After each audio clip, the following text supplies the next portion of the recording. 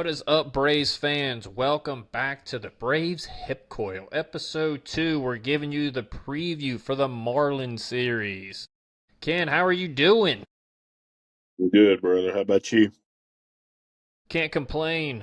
Um, the Marlins are actually looking pretty good. I mean, they've always had pitching, but they're starting to slug a little bit, so that'll be interesting to watch. But the pitchers this series is who we are concerned about. Game 1 is going to be Yuri Perez versus Grant Holmes. Looks to be a pretty good pitching matchup, Ken. What do you think? Yeah, on paper, this should be a pretty good matchup. I expect Grant to bounce back for us. He had kind of his first little hiccup. Not a terrible game, but a good game. Perez is a tough ride. Perez will really throw a lot of heaters at you, and if he's zone in the strike zone, he throws it up, and you got to be able to lay off anything above the letters because you can't hit it. And then he has this weird arsenal for off speed. He can throw about any other pitch, but the backdoor sweeper is the one that he kind of gets people on, and that's the one that we're going to have to be careful. We tend to give up on it. He gets a lot of called third strikes on that. Make no bones about it. On this homestand of these six pitchers, both these staffs are really good. The Guardians and the Marlins. So our hitters would have to be on, and in this case here, we're getting the best of the six, in my opinion. Yuri Perez has the best stuff, in my opinion. So he'll be a tough ride.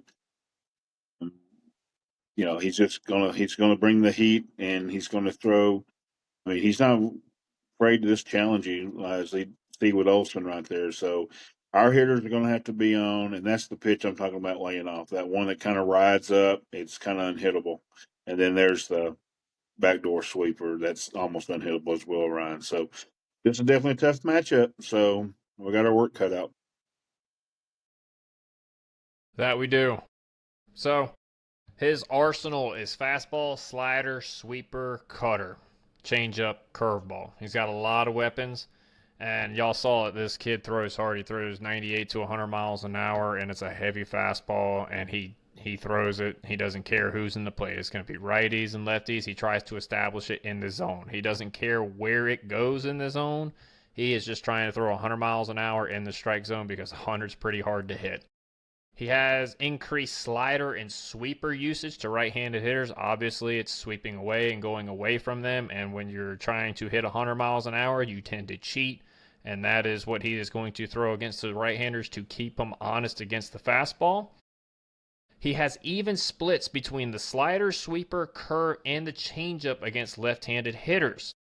The slider and sweeper and curve, he will all try to be on the inside part of the plate and try to back foot the breaking balls to the left-handed hitters. That where it gets really tricky for these lefties is he's going to have increased usage of that changeup, and the changeup he's going to try to throw below the zone and on the outside part of the plate and really tunnel it well with that fastball. What do you think, Ken? Yeah, I agree. I think the changeup to the lefties is a tough pitch for them because he'll literally almost throw it down the middle, but he just starts it kind of knee high, and the next thing you know, Yeah. it's on the ground. You can't hit it. Yep. And, yeah, this is going to be a tough ride. And for our right-handed hitters, he throws that backdoor sweeper, so they can't give up. The approach has to be you got to right-handed hitters got to hit the ball the other way. They got to stay right center and backside, and left-handed hitters have got to be able to keep their eyes kind of up in the strike zone to try to hit that fastball and adjust to the changeup down. And if they see it at the knees, let it go and hope he misses the bottom of the strike zone. So Braves fans don't get too tore up if they catch a strike three at the bottom of the strike zone because that has to be their approach. Because if they're swinging that all night long, they're just going to get a ton of changeups at the bottom of the strike zone, and they're going to swing over it or hit weak ground balls. Tough ride, and we'll need Holmes to pitch well. With that said, we are a fastball hitting team, and if we can jump on his fastball, this is the night that we need Ronnie to be really good and set a tone, and Drake to be really good and follow him, and of course Matt. The big three at the top of the lineup is going to have big night against Yuri. Really solid at bats, and you've seen games already this early this season where if they're off just a tick and don't have it, our lineup kind of falters a little bit. So, yep, got to be able to be ready to go. Your plan of attack for the right-handed hitters is going to be attack the fastball slider window. You want to see the ball start kind of inside, and you obviously want to start in that belly button to belt region. You don't want it to start much above that because you're not going to be able to hit it. And if you start below that, well, he's got enough break on his slider and his sweeper for it to break down and out of the zone. So you can't chase it. You can't have the ball start thigh high because it'll be probably a ball if it's a sweeper or slider. So and also on the outside part of the plate, you just kind of got to eliminate it early in the count. You're going to have to make him paint the outside corner for you to even open up to that. Because if you expand your strike zone too early on this kid, you're going to be in for a long night. Plan of the attack for the lefties.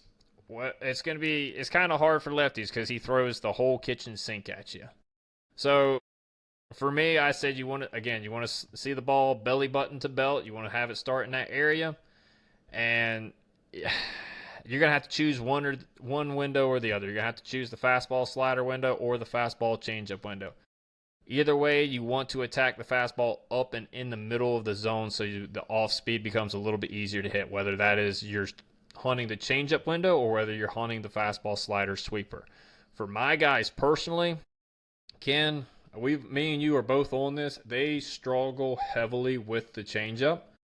So, and I know this may be sounding counterintuitive, but I think we recognize spin a whole lot better than the changeup. So I would have them more hunt that changeup window and be prepared for that, and then adjust to the slider sweeper if it's a strike with two strikes. That was my plan for the guys. What you got? Not the same thing. I want them to hunt fastball, and then if they see spin, hopefully they'll hang that slider and you can hit that thing out of the ballpark or at least hard somewhere. Because I'm telling you, Braves country, this changeup at the bottom of the zone can be almost unhittable, and it could be a long night for us. The thing we have to do, and there's a taping of this, we just went through Parker Messick. We did not do. We have got to work counts and get him out of the game because the difference between the Guardians and the Marlins simply is the Marlins just don't have the bullpen that the Guardians do. So if we can get into the pen, we can have success, and we'll talk about their guys in a little bit. Brian's spot on. We got to hunt fastball slider, and we got to spit on that changeup in the bottom of the zone for left-handed hitters. And for right-handed hitters, we've got to hunt that fastball.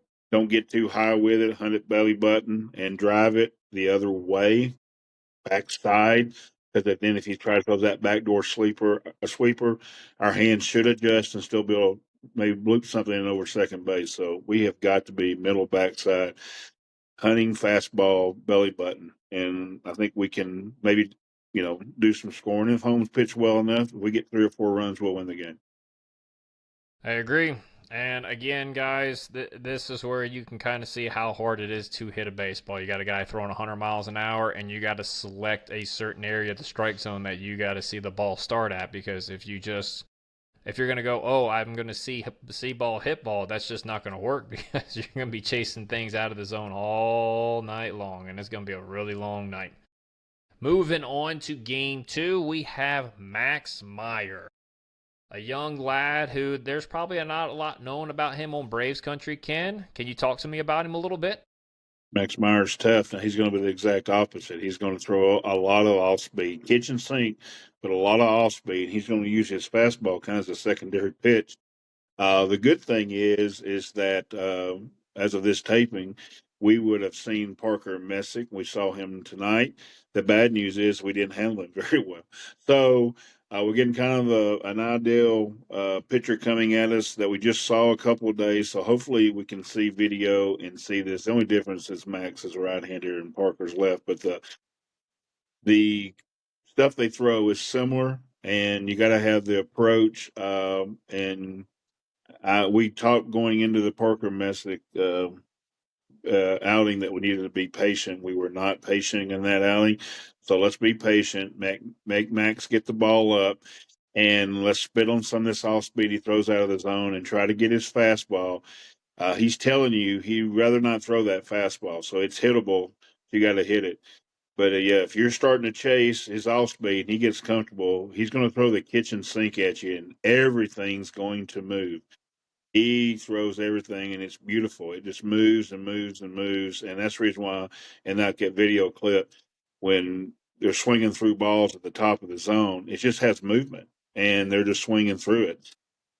And you're going to have to cover beginning from the top of the zone to the bottom of the zone, and that becomes a very difficult pitch. So that's a pitch right there Ozzie has to hit, and that's just being late on the fastball, and you can't have that. And you know, another tough ride, and we're going to have to be able to. That's a terrible strike call, by the way, but that's what he does. So you're going to get the kitchen sink from him. I had hitters that we had pitchers like this. You get a lot more pitchers like this in high school, so it's easier for high school hitters to adjust. You almost have to adjust. I'm going to sit a little soft. And I know in a game last year where Max threw a game against us. Fran Core talked about it. Yeah, this is one of these pitchers you almost want to sit soft and make him throw you a fastball. So we'll see how they adjust, but it's going to be a tough ride Tuesday night. Yeah, man, the Marlins got really good pitching. I don't think there's any secret about that. So let's kind of dive on into what Max has. He has a slider, a sweeper. Those are his two main pitches. And then he's got his fastball, changeup, and sinker. So he has the absolute kitchen sink. And like Ken said, he is an off-speed primary pitcher. He's going to heavily rely on both the sliders to both the right-handers and the left-handers. Slider, sweeper, dominant to the right-handers, and using the fastball sinker inside just to keep them honest and off the breaking balls away. Sinker has really good movement, so keep that in mind as well. I think I'm pretty sure I saw a couple pitches where it started on like off the plate and it backed up to the outside corner. It's a really good pitch. So, with that being said, the plan of attack for right-handed hitters is, for me, hunt the fastball slider window again. I know I say it a lot, but this guy is slider happy. You got to hunt that window. If he's going to throw a sinker that starts in the middle and paint you inside, you're going to have to tip your hat. You got to see the ball belt high, belly button high, and on the inside corner or inner third of the plate, that's where it's got to start. So if it's a fastball, you can still get to that pitch because you're hunting fastball. But again, with what Ken said, early in the count, you might want to look breaking ball with this guy. Once you get to 2 strikes, then you got to go fastball. You got to hunt the fastball and be able to adjust to the slider. Left-handers, it's going to be a tough ride for you guys, again, because you can either do one or two things. You can hunt the fastball changeup window or the fastball slider window because he's going to use both of those pitches against you. So for me, you can pick one of the two. But for me, if I'm a brave left-handed hitter and I struggle with the changeup, I'm going to look fastball changeup window. So you're going to want the fastball to start again, belly button to belt height, that and middle of the plate in. So if he throws the changeup up, it's going to break right down in the middle part of the plate. And if he throws a fastball, you're already ready for it. And I believe these guys are going to be able to adjust to the off-speed breaking balls a whole lot better because they seem to read spin a whole lot better than they do the changeup. So that's what I got on Max Meyer. Ken, what you got? Same thing, yeah. And like I said, he's one of these guys. Very rarely you would look soft. So I'll give you the equivalent of what we're talking about, Braves country, is the way Kyle Schwarber treats Pierce Johnson.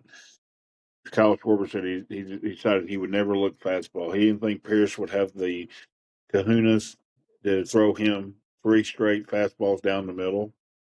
And so he set curve on him. And of course, we know how much Pierce loves to throw the curveball. And he hit 2 absolute bombs off of him last year in big situations. And that's the way I feel about Max Meyer. I do not think Max has the kahunas to throw Acuna, Olsen in 3 straight fastballs. So they got to be able to adjust to the spin. And I don't mind them sitting. If he throws a fastball down the pike, first strike, and they take it, don't be mad, Brace Country, because I think they've got the right approach there. Maybe they're looking a little soft, and then they can adjust to his battery. Now, look, when you get 2 strikes, you automatically have to go back to I'm looking fastball and adjust. But until you get 2 strikes, I'm sitting spin most of the first at bat because I don't think Max has the kahunas to throw that many first pitch fastballs. So hopefully we'll hit him, and if we keep our sights where we need to, we can. And again, not to dwell on it, but to reiterate, if we get into the bullpen early, that's a good thing for the Braves. So let's get him out of the game as quick as possible. 100%. 100%. You got to make these guys work, man. And a lot of that's going to start with having a good approach and sticking to your approach, because once you start deviating and you start chasing pitches that are not starting where you want them to, again, it's going to be a very long night for the hitters, and it's going to be a very quick outing for the pitcher, meaning he's not going to be throwing many pitches. So, there you go. Game 3, moving on to Chris Paddack. And Chris Paddack has been around for quite a while. He's been with the Padres, he's been with the Tigers, he's been with the Twins, he's been around a little bit. What you got on Chris Paddack, Ken? Chris has got a little bit of the same stuff going on as Max. I just don't think he does it as well. Definitely, his fastball. He'll give you the fastball. Of the three, this is the one that we should be able to hit uh, with some more quality. We should not be guessing. We should hit fastball and hit his fastball. If everybody remembers, we talked about the kid Nelson out in Arizona. Paddock is almost identical to Nelson. He can be very good if you're swinging through his fastball. But if you're set on it, as we found out with Nelson, Nelson gave really good innings to start off with, but when it fell apart, it fell apart. So hopefully the Braves have learned from that and will have that same approach they had late against Nelson. If they have that same approach, they should be able to hit Paddock. And, I mean, luckily we got ABS now, and Laz Diaz can't get those calls. That foot outside right there. So we just don't need Ronald Acuna challenging strikes. But if everybody else, and just you can hit him. And that's one thing about him is I can almost eliminate the inside part of the strike zone. I feel like Chris always wants to kind of work away from hitters, and you're seeing that a lot in this video. Set your sights on the outside and sit on his fastball and hit him is the way I look at Chris Paddack. Yep. Chris Paddack he loves throwing on the outside part of the plate. I cannot emphasize that enough. We're going to get into that in just a second, but just a quick overview. Chris Paddack throws fastball, changeup, cutter, sweeper, curve, and a sinker. Again, the kitchen sink. His best combo, I think, is the fastball changeup. He's got average breaking balls. The fastball will jump on hitters from time to time because he's got a good extension and good and vertical break. Right-handed hitters, he's going to attack the outside part of the plate. There is absolutely no question about it. And when I tell you, when a ball comes inside, I am 100% convinced, Ken, it is by mistake. I think the ball literally just gets away from him. I looked at his chart today, and I would tell you 90% of the pitches were on the outside part of the plate. So for right-handed hitters, you're going to see a lot of fastballs, sweepers, and cutters. So get ready.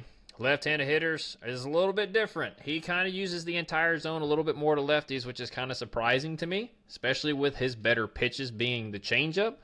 But if I was a left-handed hitter, I would eliminate the sweeper and cutter, and the fastball thrown inside, I wouldn't even look for that.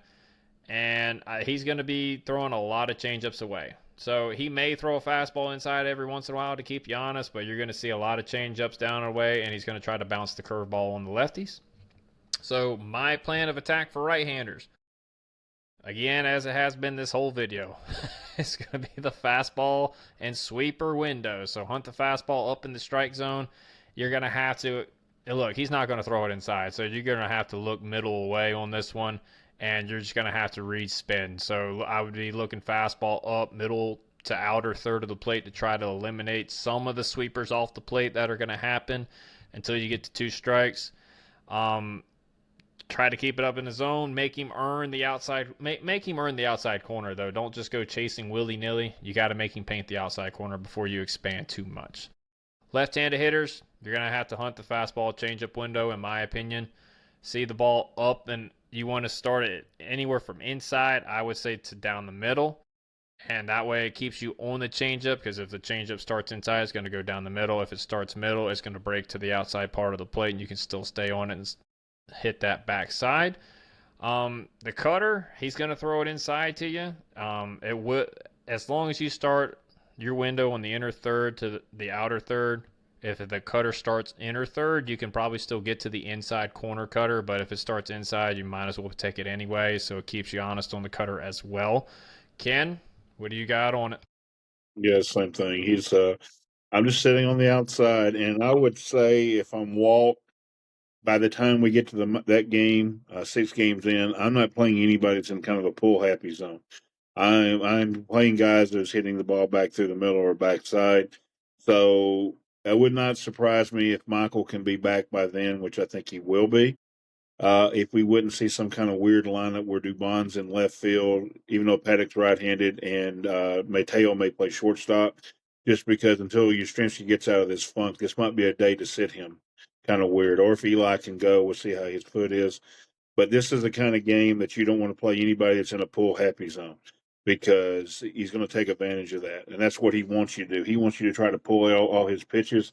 And hopefully we'll get an umpire, too, that has got a good strike zone and we'll call those pitches right off the plate balls, and that's where you have to tackle them. Ryan's spot on here.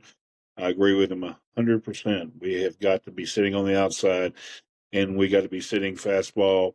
And like I said, if I'm right-handed hitter, I'm sitting sweeper, and if I'm left-handed hitter, sitting changeup on the outside. Or he's off. Yeah, normally I would say for like the fastball sweeper window, you kind of want the ball to start more inside, but this guy literally throws absolutely no pitches inside to right-handed hitters, so you got to expand your window to the outside part of the plate. So that's going to be an interesting development for our guys. So this might be a tough ride. Look, all these guys are in the big leagues. They got good stuff. So it's not like they can't go out there and just shove it up your butt for 6 innings. So, try to lay off the hitters. It's hard to hit a freaking baseball in that level. But we're not done yet.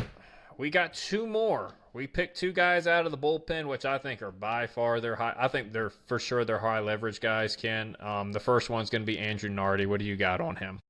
I think Andrew Nardi's a very good pitcher, and he is tough. The thing with Andrew is you've got to hit his fastball early when he pitches. He's going to come across on left-handers. He can be very difficult. 100%. I think he's going to be the guy that comes in that window when we get the Baldwin, Olson, Riley, most likely Ozzie, Harris Smith kind of window. He's tough right there. And, not to keep harping, but you better be able to hit the ball the other way. As of this taping, we had a beautiful at bat by Matt Olson, who hit a double off the wall in that left center gap. That's what we need. We need that kind of swing, drive that ball, and if you do that, you can hit him. But he's a tough ride because he kind of has a Chris Sale kind of look to him. He kind of steps and comes back across his body, and that makes it very difficult on lefties. But people to miss it also makes it difficult on right-handers because it looks like the ball is getting up on you quicker than it really is. So um, let's try to hit the fastball with Nardi because he can be very difficult coming from that angle. 100%. He's got a very weird angle. He is a fastball, slider, changeup pitcher. He is slider heavy to both lefties and righties, and he only sprinkles in the changeup a little bit to keep the right-handers honest. Right-handed hitters' plan of attack is going to be the fastball slider window. So for a left-handed pitcher, you're going to want the ball to start up and away, anywhere from the outside corner to outer third, because I guarantee you that's where he's going to be throwing it anyway. So see the ball up. You want it to kind of start around the belt area. His slider does have pretty good break as well, but if you get it up, it hangs, and that's when you can really get to it. For the lefties, plan of attack is going to be the same as right-handers, except you want the ball to start on the inside part of the plate, because if you are looking outside, you are going to have a long day. So see the fastball up and in, and then you want to be able to adjust the slider when it breaks away, because the slider has a lot of break. And the last gentleman that we have on this preview is going to be Mr. Pete Fairbanks. Ken, what you got on Mr. Pete? Mr. Fairbanks is getting his first time to be the closer on the team. He's always been a great setup guy.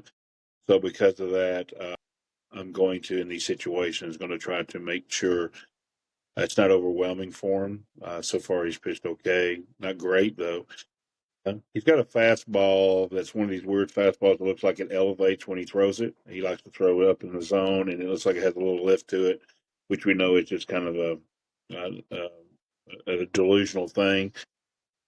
But he definitely wants to throw there, and so he's one that you have to sit and let everything go at a certain pace up high. Because if he starts getting your eyes adjusted up high, then he throws this unhittable off speed that you can't hit, and he's just going to bounce it. So he's going to throw it in both ends of the zone, but one's going to be for a ball, and the other's going to be for a strike. So you got to hunt the fastball. Don't let it get above your hands too much, and then hit him. So he's a good closer. I'm not putting things down him, but this is one guy that if it comes to the ninth inning or eighth inning, and we got to have a comeback, I think we have a shot. But that doesn't mean it's going to be easy. I'm just saying I think we have a shot here with Pete because I like the fact that we can hit that fastball up in the zone. But we got to lay over the top of it. The two hitters I would be worried about facing him would be Austin and Ozzie. And but we'll see. The one good thing about Ozzy, he can't hit that pitch that's below the zone, but he can find the things. But I think it's a tough ride for both of those. So I think Pete will be in that window for sure. And I can see them mixing up this. I can see them Pete going 8 and Artie the 9 just by where we're at in the lineup because they can play lefty against our lefties and they can put Pete against our righties. And like I said, the Riley Albies back to back we may see in this series could be great for Pete Fairbanks. So they'll have to have really good at bats against him. Yep, Mr. Fairbanks. He's got a fastball. He's got a cutter. I think that's new. I don't Yeah, remember Pete throwing a cutter. I think that's new, and it's a pretty daggum good cutter from what I've seen so far this year. He's got the slider that's kind of more of like a really heavy curveball in my opinion because it's got more 12 to 6 break. I think, my opinion, and he's got the changeup. He is going to keep the ball inside to left-handed hitters and away from the righties. All right, so right-handed hitters, your plan of attack. You're going to have to hunt the fastball cutter window because he has been heavy on the cutter early this year. You want the ball to start around the belly button or belt. I know you guys have heard that a lot, but that's where you got to see it from these guys. And you want it to start anywhere from the inside corner to like middle to outer third. That would be your window. If you see it in there, go and attack it. His cutter does have good break, but if it starts on the outer third, it's not going to kill you when it goes way outside it. And the slider, it's going to keep you on the slider because the slider has more up and down break, in my opinion. And if it starts up, you're going to recognize it. And as you saw in the video, he tends to hang the slider. It's just up to the hitter if you're going to hit it. Left-handed hitter, plan of attack, same as the righty. See the ball up around the belly button to belt level, and you want it to start on the outside part of the plate. So anywhere from, I wouldn't go even inner third. I would say middle to outside part of the plate because left-hand hitters, you want to get your arms extended. The cutter's going to eat you up on the inside part of the plate, so spit on that early, and if he paints it, then you got to give him his respect for it, and you're going to have to go after it with 2 strikes. That's what I got on Pete Fairbanks. Ken, you got anything else? I'm a left-handed hitter, one of our big lefty hitters, Baldwin, Olson, that group, Harris and Smith, who can hit the ball at the ballpark. I doubt we're going to see the backdoor slider because I think he'd be afraid to hang it in a big game. So I think you're spot on there where you need to keep your eyes because I don't.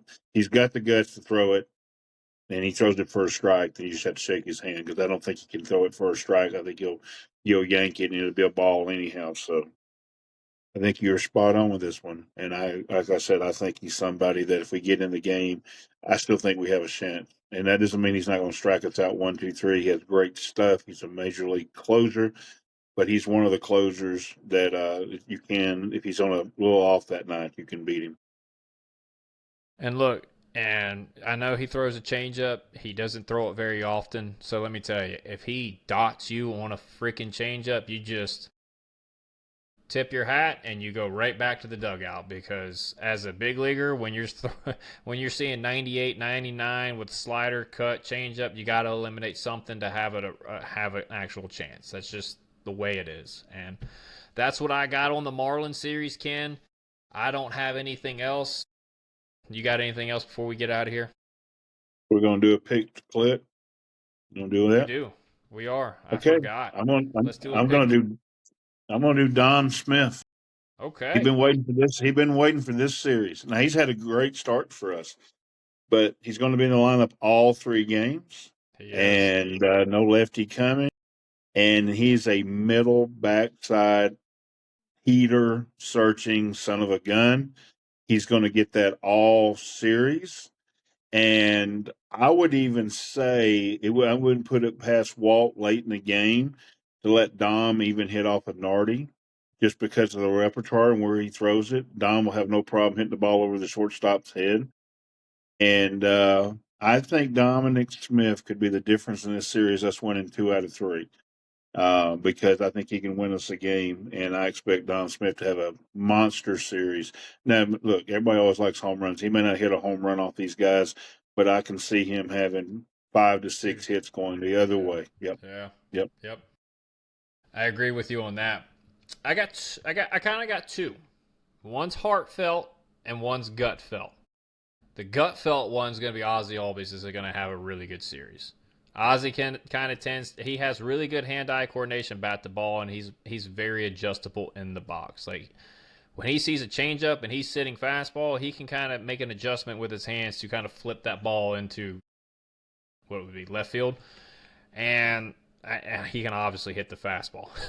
He loves hitting the fastball, so he's going to get plenty of those this series as well. My other pick, and this is the heartfelt one, is going to be Mike Yastrzemski.